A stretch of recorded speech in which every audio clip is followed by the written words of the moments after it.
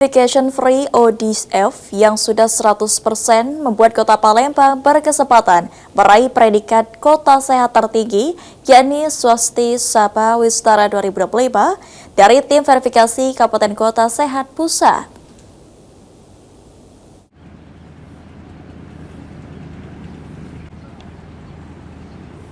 Maksimalkan pelayanan kesehatan bagi masyarakatnya, Kota Palembang mendapatkan kesempatan untuk mendapatkan predikat Kota Sehat tertinggi, yakni Swasti Sabha Wistara 2025 dari tim verifikasi Kabupaten Kota Sehat Pusat.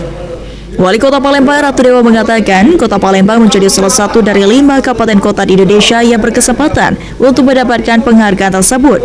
Untuk itu, OPD terkait sudah diminta untuk melengkapi persyaratan. Beberapa hal menjadi standar penilaian, seperti keberhasilan mengatasi penyakit TBC, stunting, hingga tidak ada lagi warga yang PAB di sembarang tempat.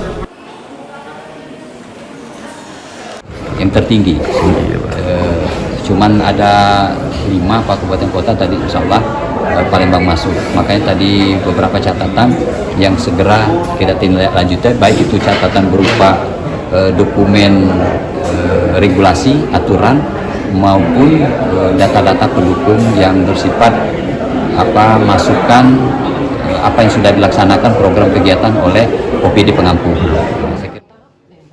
Sedangkan Kepala Dinas Kesehatan Kota Palembang, Venti Aprida menyampaikan, salah satu parameter Palembang untuk mendapatkan Swasti Sabha Wistara 2025 adalah Open Defecation Free atau ODF, yang sudah 100% atau tidak ada lagi warga yang BAB sembarangan.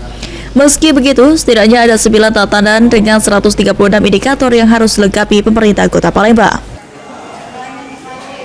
2025, Kota Palembang berkesempatan untuk diverifikasi untuk penghargaan yang tertinggi, yaitu Swasti Sabha Wistara. Tertinggi nih, ya tertinggi. Parameternya kalau yang bisa mengikuti Wistara ini adalah kabupaten kota yang ODF-nya sudah mencapai 100%. Jadi stop buang air besar sembarangan itu 100%.